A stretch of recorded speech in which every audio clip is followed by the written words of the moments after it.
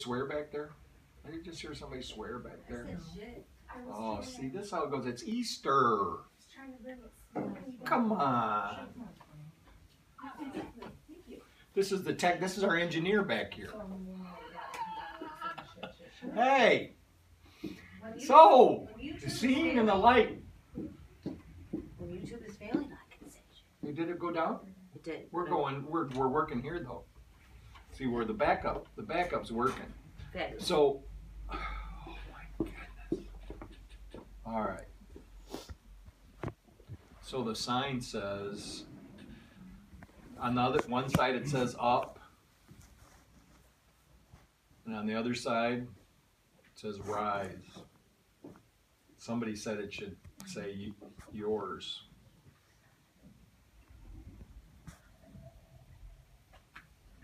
Are we up?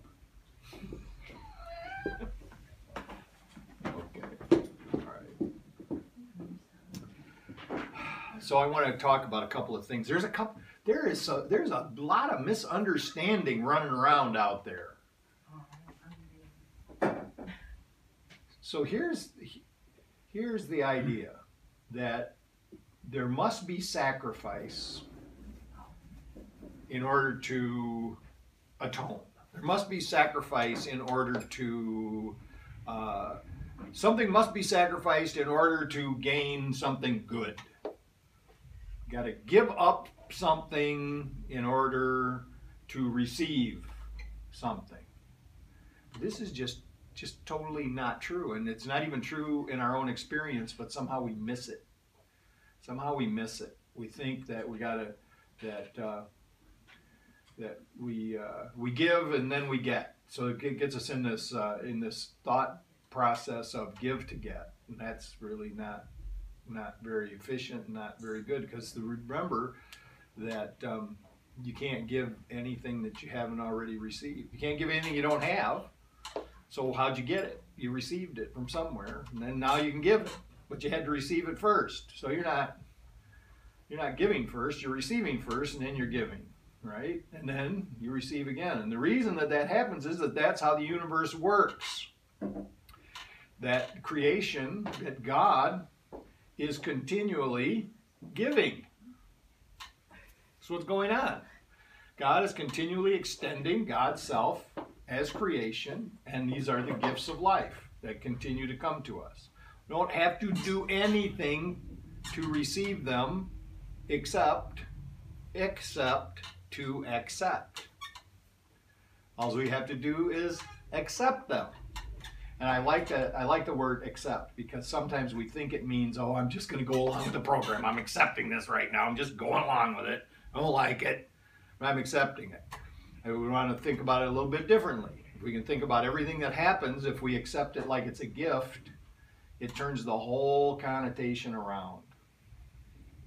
So sacrifice. Here's what happened. Here's what has happened in the mythology of of Christianity.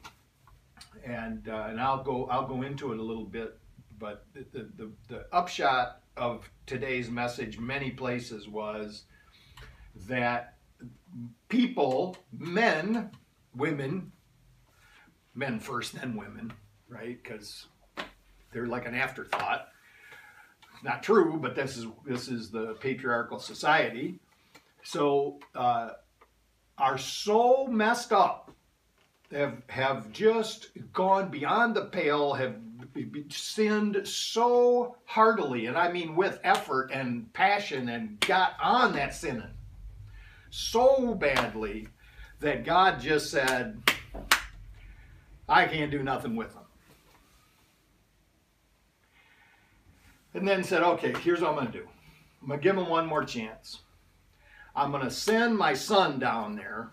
This is the symbolism of it. I'm going to send my son down there, and now you would think, okay, we're going to send his son down there to kind of straighten things up, right? Get things in order. But no, this wasn't what was going to happen.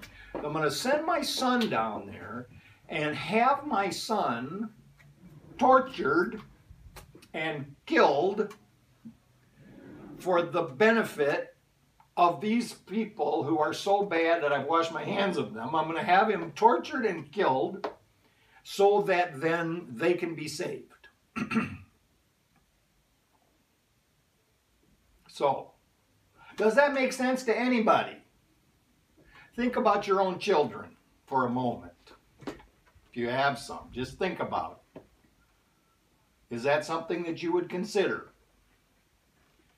And do you think that your love for your children is greater than God's love for his? This does not make any sense. So this is what, I've been writing lately about telling it straight and telling it, not equivocating on this message. The message is really simple. God is love, and love does not kill, does not torture, love does not demand sacrifice. All love wants is more love. And we can think about here, one of the things in our limited intellectual ability at the moment is that we really, from time to time, we really get a feeling for what this divine love is. It comes in little short bursts, but put in words, it's this this ability to feel connected, feel like we are part of this greater thing, and the desire for only good to come to all, to everything. So this is, and that's even what I just said. That's limited, because right now, as Paul got it right one day, and he said, "Now we see through a glass darkly, but then we will see in full." So we don't see it quite clearly, but we can get a sense of it. We can get an idea of it. It was sometimes I give this technique that if you're upset with somebody, get a picture in your mind of the person that you feel closest to, the one you feel most connected to, and the one that you desire only good to come to, and then transfer that feeling to the person you're having a problem with. You can do this in your mind very easily. You think you can't, but you can. It gets easier over time. So, sacrifice. Where did this idea come from? This idea came from a time when people did not understand how things work. And so what they did was they tried to they tried to figure it out. They tried to make reasons as why does one year there's an abundance of crops and why the next year isn't there an abundance? Why are some of sometimes the animals are fat and they're good to go, and then sometimes they're like they're in famine. Why is it that all of a sudden a fire occurs? So they come up with this idea, trying to explain things, that God must be mad. If things are going wrong, God's mad. If things are going right, we don't know if God's happy, but at least he's not mad, right? This is the explanation. And so we say, well, how can we kind of adjust God's mood? Now consider that idea for a minute. So essentially then prayer becomes a petition to change God's mind. Now again, does this make any sense?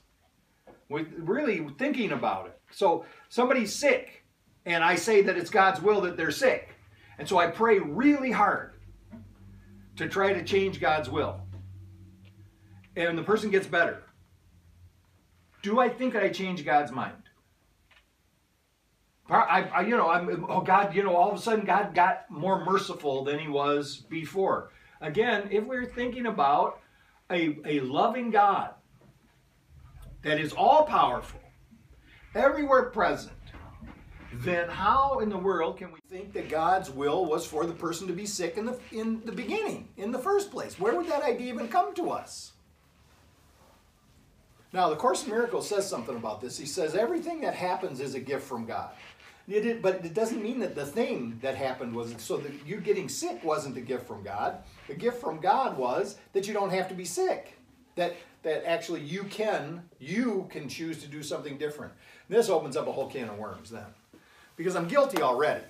I already feel guilty already because I left God, apparently, in my mind. And I've been actively fighting against God, again, in my mind. And so now I start on this spiritual path, and all of a sudden one day I get sick, and somebody tells me, well, you actually, it's your choice to be sick. And I'm saying, well, when did I decide to be sick? I don't remember. I don't remember deciding. Well, this had happened at a level that you're really not consciously aware of. And that's what happened.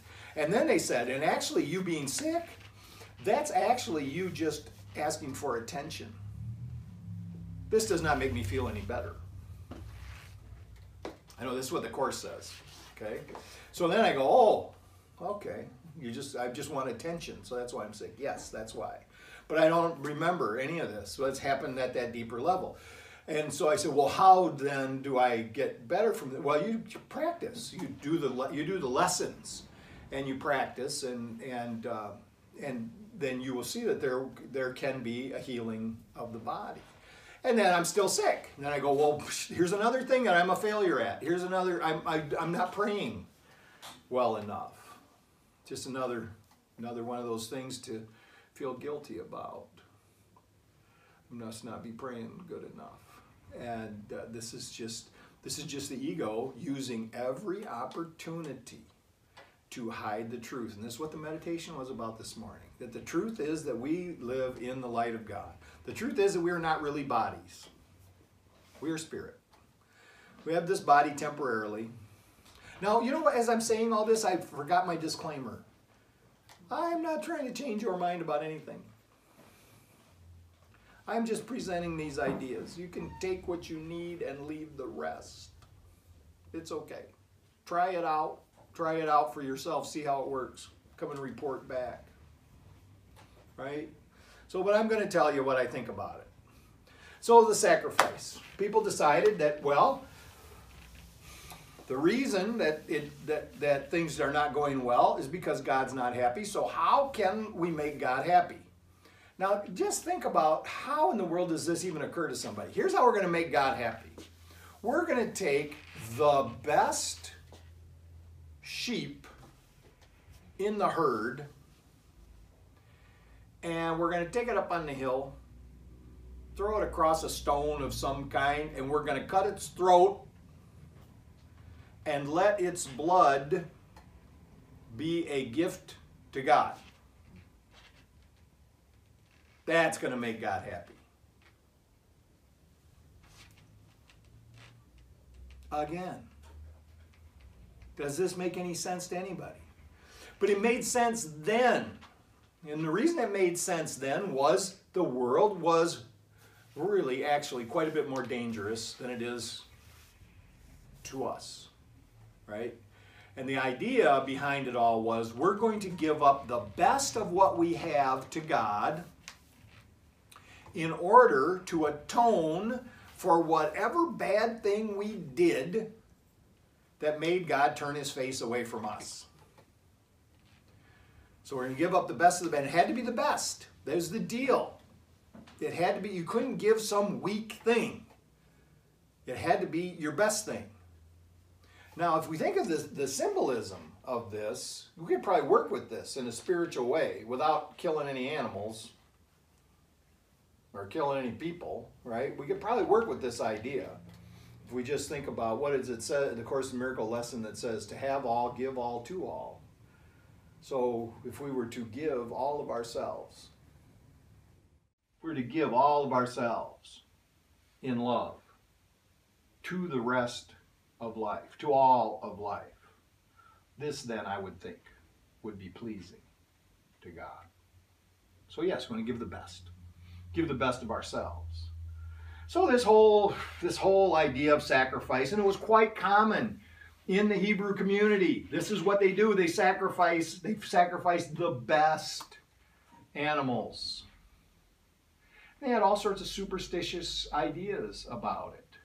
There have been animal sacrifice and even human sacrifice, but there have been animal sacrifice for thousands of years, right?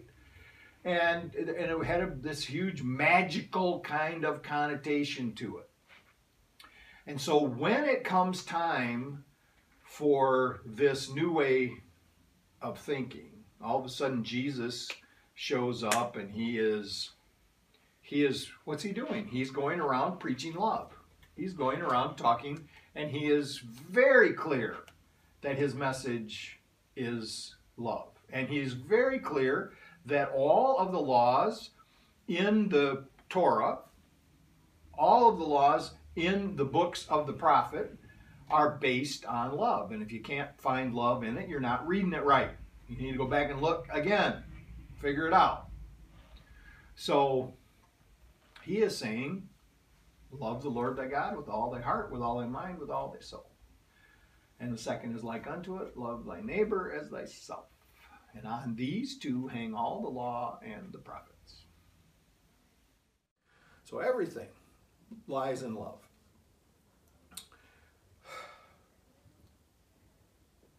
John says, for God so loved the world, he gave his only son. Right? And so this is a doctrinal, John is what's called a doctrinal gospel. It's not supposed to be a historical gospel. It was never, and even people will, no, I don't think anybody would argue with that who was a scholar at all. So the ideas were set forth in John. And here is this idea of sacrifice is shown again. Said if we're thinking that a successful sacrifice through the ages, a successful sacrifice is to sacrifice the best of the herd,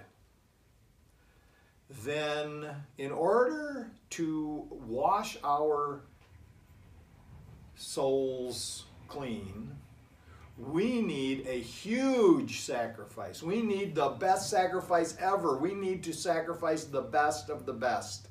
And so this sacrifice of the best is Jesus. Actually, thinking of it as God's Son, the Christ. This is the best of the best. And if you do this sacrifice, then everything's cool. It's like, it's the sacrifice to end all sacrifices. And actually, that is an idea that's quite prominent. And at that time, when that occurred, the people who came after stopped doing the animal sacrifices. So this is the end. This is the sacrifice to end all sacrifices. We're going to sacrifice the best of the best. Then we're all going to be washed clean. Well, let's just say that that's what happened. And that we are all made whole in the blood of Christ. So we're all, it's done. It's over. The sacrifice is made. We're all clean, right? So how come then we didn't get to stay all clean? I mean, this is the end of it. The last sacrifice is the end. But every one of these, not everyone, but almost every religion or every sect and denomination that comes after this sacrifice says you still got to do something else. The sacrifice of Jesus was not enough. You still have to do something else. And the list is different depending on where you go. Okay. So, let's go back to God for a second. So God, sitting up there or wherever you think, and watching this whole thing, he's got this plan. He says, okay, I'm sending Jesus down there. They'll torture him, kill him. Then, I'm going to have him rise up. So here is something very, very, very interesting, is that now there's a resurrection. There's a resurrection. Killed him. 3 days is not actually 3 days. We got the calendar messed up, all right? I mean, the way we celebrate it is not actually the same as how it would have happened, because from Friday night to Sunday morning is not 3 days. So just you can work that out on your own. But anyway, the stone is rolled away from the tomb, and Jesus is gone. And now, by the way, every one of the Gospels has this accounting, and this is good, because that's how historians actually determine whether the story is accurate. Does it show up in multiple sources, right? There's a number of, when you read the gospel, there's a number of things that occur in one that don't occur in another, occur differently. In any event, all the gospels have this account of the stone being rolled away and the body being gone. One of them has an account where somebody went real quick and bribed the soldiers to say, oh, you know, his followers came and rolled the stone away and took the body out of there. That story seemed to be added later. In any event, the body is gone, and then people see Jesus afterwards. And everyone who sees him does not recognize him. Every person who sees him does not recognize him at first. And then suddenly they do.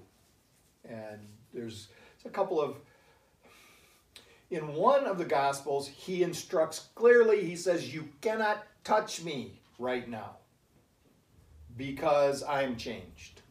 So you cannot touch me. In the others, he actually has people touch him, put fingers in his wounds, and all sorts of other gruesome things. In the one Gospel, though, it says that you can't touch me now because I've changed.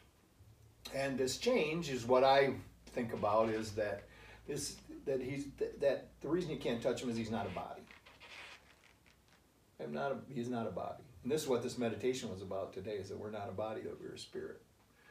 And that what the demonstration was really all about was to say that death cannot hold me. That death cannot hold me. You killed the body, but you did not kill me. Now, it's very important to some people that actually the body is resurrected. Okay?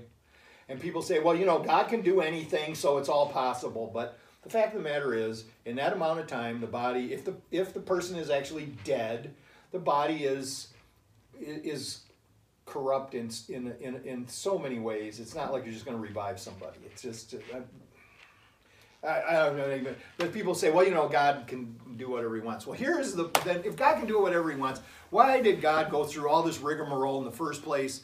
Why didn't God just say, you're forgiven?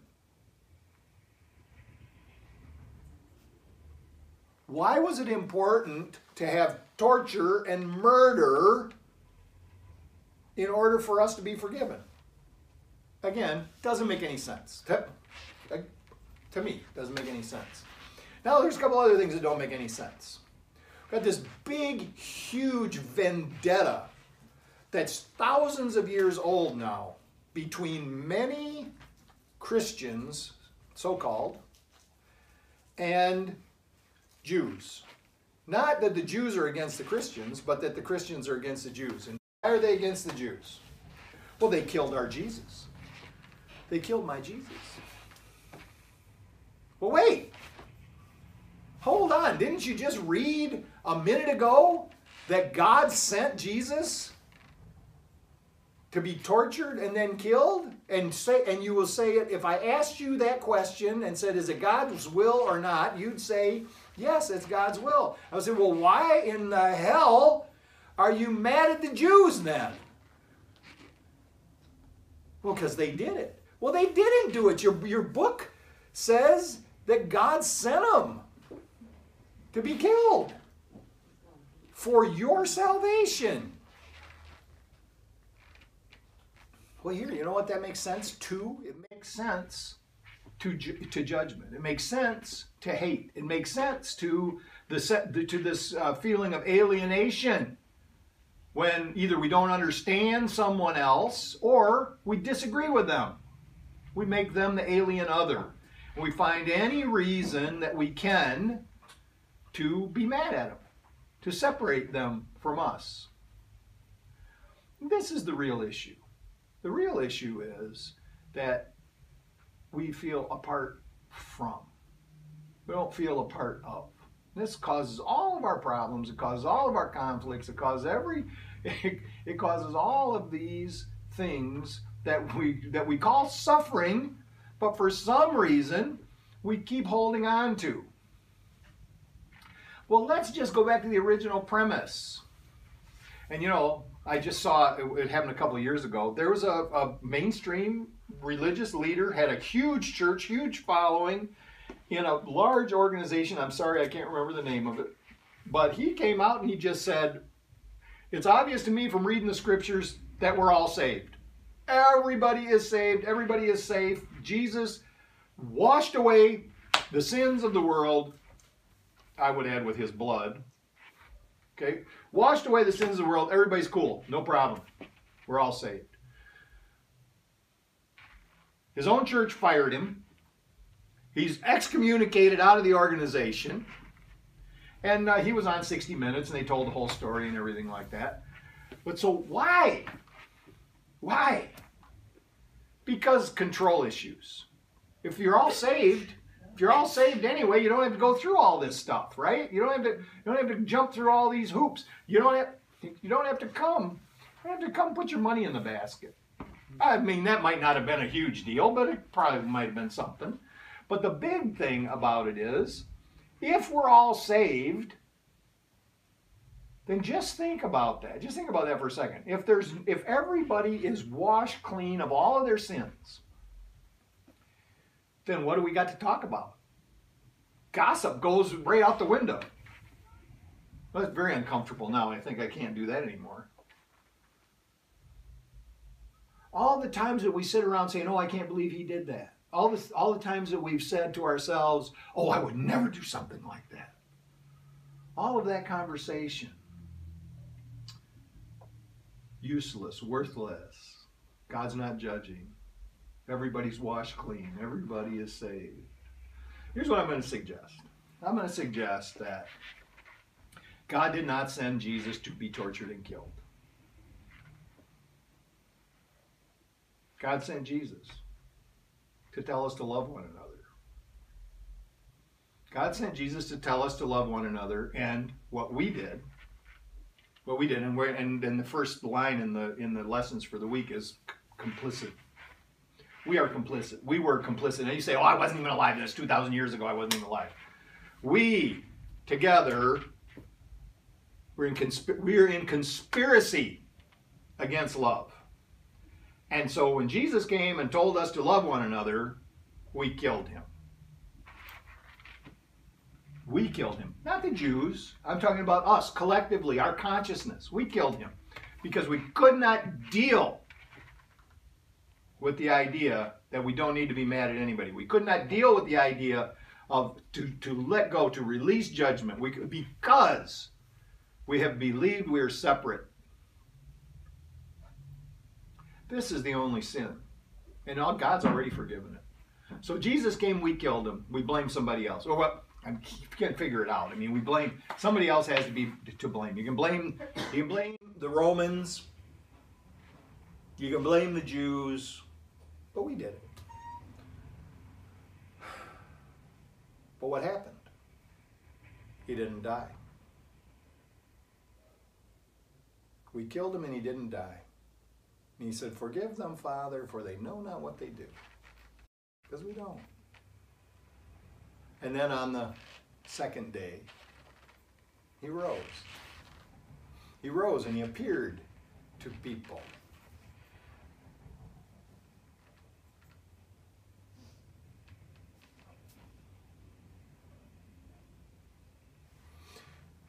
You are not a body. Jesus was not a body. We are spirit. We are having a. Some people say, "Well, I'm not a human. I'm a what? I'm a spiritual being having a human experience." We're having an experience that we have decided that we want to have is a horrendous experience. It's an experience of hate and alienation and fear and lack. And what Jesus came to do was to say, you don't have to be this way. It doesn't have to be this way. There's another way. Love one another. Love one another.